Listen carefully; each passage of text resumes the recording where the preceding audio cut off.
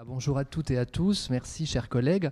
Oui, je représente Rachid qui fait partie du laboratoire DIR, qui s'excuse de ne pas être là ce matin, étant donné qu'on est les deux co-auteurs. Voilà, je suis au LCF, il est à DIR. Bon voilà, je prends sa place et merci de m'accepter avec vous. Les chercheurs et étudiants du laboratoire.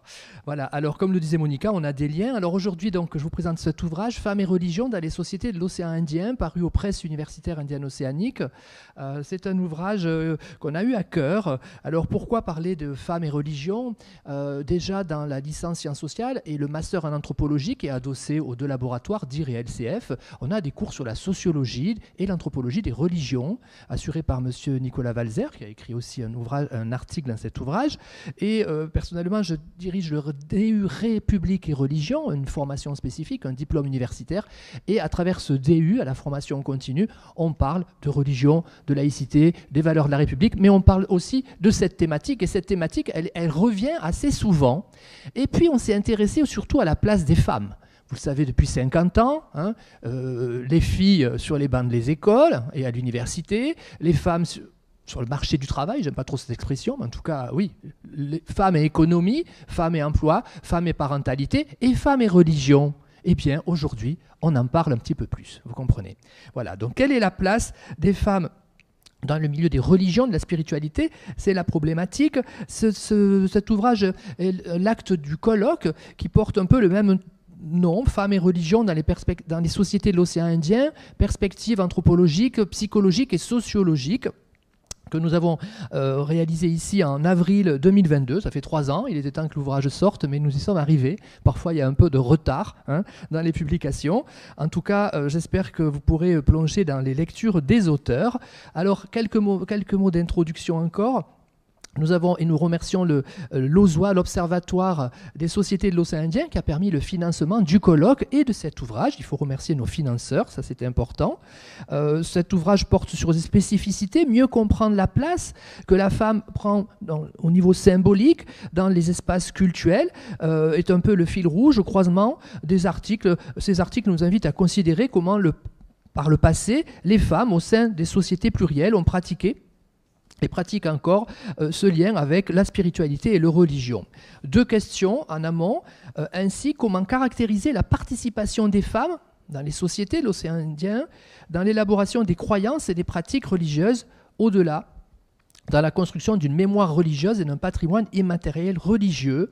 Par ailleurs, les traditions religieuses au sein des sociétés de l'océan Indien prennent-elles part à des inégalités que peuvent subir les femmes, ou au contraire, leur donnent-elles une place privilégiée? Parce que lorsqu'on parle des religions, des grands dogmes, vous le savez, il y a une place très forte pour les hommes et les femmes, que ce soit au niveau des grands dogmes ou d'autres formes de spiritualité. Voilà un petit peu le fil rouge.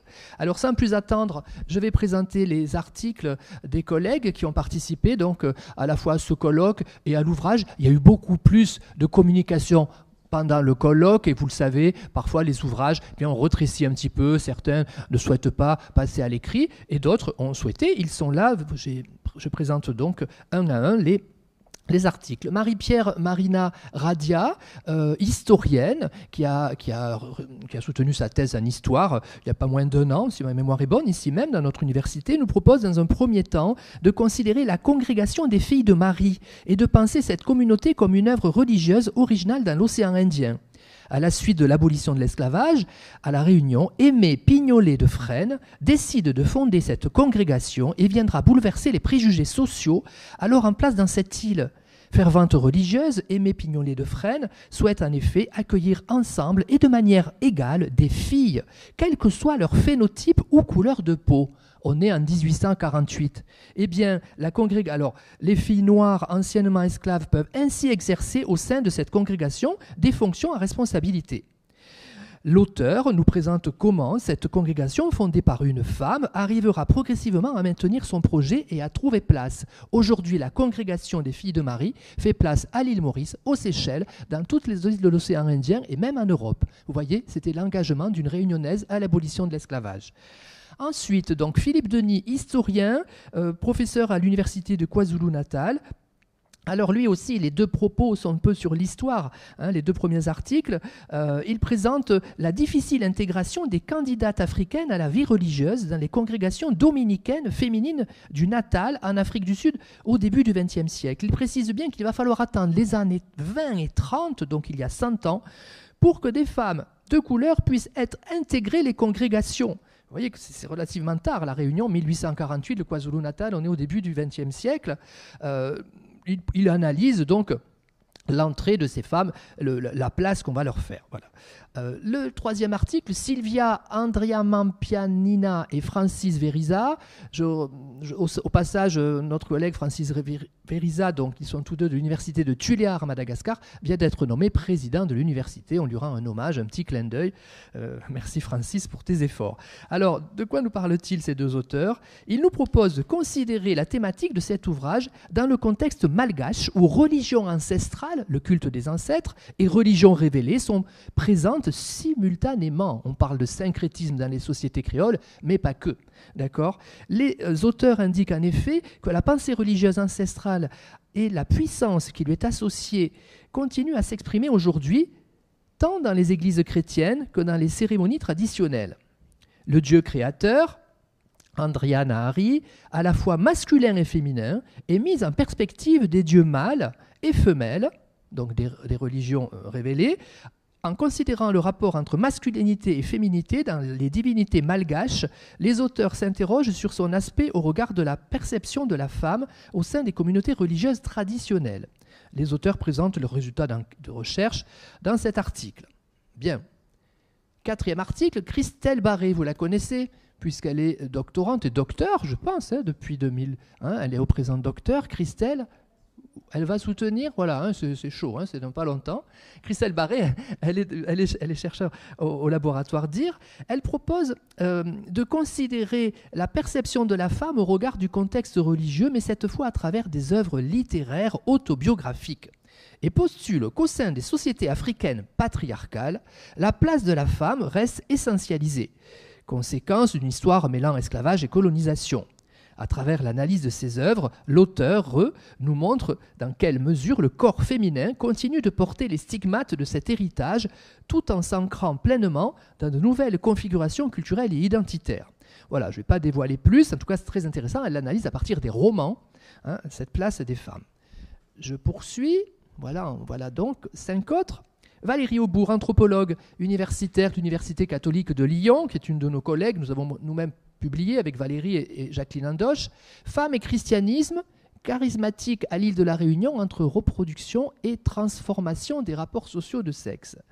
Alors, dans ses travaux, sur le pentecôtisme et différentes formes de christianisme charismatique présentes à la Réunion, elle a beaucoup étudié le pentecôtisme à la Réunion, qui fait attraction depuis 20 ans, depuis les années 60 d'ailleurs. L'analyse des données de sa recherche permet de mettre en évidence une contradiction dans les rapports sociaux de sexe, puisque les femmes ont tendance à reproduire, voire à accentuer l'importance du masculin, écoutez bien, tout en aménageant en même temps des espaces d'émancipation. Une telle configuration se retrouve dans les 3 types de mouvements pentecôtistes charismatiques insulaires analysés par l'auteur. Elle propose ainsi de penser diverses stratégies d'empouvoirement offertes par les groupes évangéliques charismatiques aux femmes qui les fréquentent. Donc il y a une contradiction entre le respect du patriarcat et en même temps une bulle d'émancipation. Elle travaille là-dessus, c'est très intéressant. Margaret Appet, Sakellarides, voilà. Souvent on l'appelle Appet, mais bon, c'est un nom composé, il faut respecter les noms, ça fait partie de l'identité. Destin de femme, parcours de guérisseur à la Réunion, très intéressant. Margaret, on la connaît, on travaille avec elle depuis des années. Psychologue, psychologie interculturelle.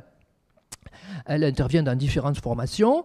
Elle propose en effet de considérer le destin des femmes singulières dans le contexte réunionnais en présentant leur parcours de vie. Guérisseuse, exorciste, laïque catholique, fundi ou magini, guérisseuse mahoraise travaillant avec les esprits, voyante, désenvoûteuse, dieuse de prière. L'auteur indique dans quelle mesure ces femmes se réfèrent aux religions dans les soins qu'elles proposent. Il s'agit également de présenter leur cheminement dans un monde où les officiants des grandes religions sont couramment des hommes. puis de comprendre comment ces femmes ont pris une place singulière dans le contexte réunionnais et ont acquis un certain pouvoir, guérisseuse, devineuse, etc. Très intéressant. Jacqueline Andoche, vous la connaissez, elle a pris sa retraite il y a 5 ans, anthropologue, elle était parmi vous à dire, et dans la licence sciences sociales et le master en anthropologie, eh bien Jacqueline, elle poursuit toujours ses recherches dans le contexte réunionnais, en présentant un autre parcours singulier des femmes. L'auteur, qui a précédemment travaillé sur les disparités de genre concernant la religion populaire, souhaite cette fois présenter ses préoccupations actuelles concernant les néo-religions, qui ont fait leur apparition à La Réunion depuis le XXIe siècle, il y a quelques années, 20-25 ans. Au sein de ces nouvelles configurations religieuses, une large place est laissée aux femmes, nous dit-elle.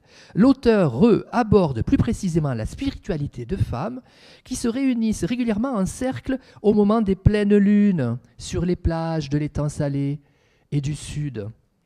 Ces propos nous apportent une contextualisation historique du phénomène récent des cercles de femmes à l'échelle mondiale, et plus précisément leur introduction à La Réunion. L'auteur propose ainsi une présentation ethnographique basée sur les observations de terrain qu'elle a elle-même réalisées. Alors si ça vous intéresse, eh bien, les soirs de pleine lune, sur certaines plages de La Réunion, vous avez des cercles de femmes qui entrent dans une spiritualité. Alors, New Age, néo-religion, voilà les questions qu'elle pose. Les hommes sont pas loin, ils s'occupent du feu, ils préparent les agapes, le repas, la collation. Mais le centre, c'est le centre féminin, en lien avec la Lune, j'en dis pas plus. Très intéressant en termes de symbolique. Nicolas Valzer, notre collègue anthropologue, qui est contractuel, enseignement à TER au département des sciences sociales, Nicolas s'intéresse à l'écoféminisme à Madagascar. Et il nous propose donc de retourner au contexte malgache sur une réflexion sur l'émergence de l'écoféminisme. Il s'agit plus précisément d'une présentation de l'écoféminisme malgache à travers le récit de Marie-Christina Colo. Cette féministe met en évidence le paradoxe dans lequel elle s'inscrit au regard des croyances et traditions religieuses de son pays. Christianisme, catholicisme, protestantisme, entre autres à Madagascar, qui ont une empreinte forte dans la société malgache, et l'écoféminisme, et ces femmes qui essaye de faire place. Problématique entre religion et genre très intéressante. Je vous invite à lire ses travaux. Pour terminer, Elena Bertuzzi. Elena est anthropologue. Elle est aujourd'hui à la retraite. Sa communication s'intitule « Le débat des femmes sur Mayotte, une spiritualité créative, ludique et familiale ». Alors le débat avec 2 A, c'est pas le débat, l'agora, le forum, loin de là, c'est une danse, il y a des chants. Donc qu'est-ce qu'elle nous dit, Elena ? Elle nous invite en effet à un voyage à Mayotte pour nous présenter le débat. L'auteur présente ici quelques résultats de sa recherche, une thèse qui a d'ailleurs été récompensée puisqu'elle a reçu en 2023 le prix Rémi Levaux, décerné par le Bureau central des cultes du ministère de l'Intérieur. Sa thèse en anthropologie est intitulée, je viens de lire le titre, elle présente le débat des femmes de Mayotte, un art musical et chorégraphique inspiré du soufisme, la mystique de l'islam. Cette pratique à la fois religieuse, artistique, musicale et chorégraphique est réalisée uniquement par des femmes de diverses générations. On a les mères devant qui lancent le tempo avec la musicalité, les rythmes, la musique, et on a les jeunes filles debout qui vont être dans la chorégraphie et qui vont faire les mêmes gestes. Donc c'est vraiment intergénérationnel, il y a de la transmission. Dans la société mahoraise, les femmes occupent une place d'importance à travers la matrilinéarité et un système de résidence matrifocale. L'auteur présente comment, en l'absence d'une orthopraxie féminine à Mayotte, les maîtresses coraniques ont peu à peu façonné à travers le débat une pratique récréative et dévotionnelle.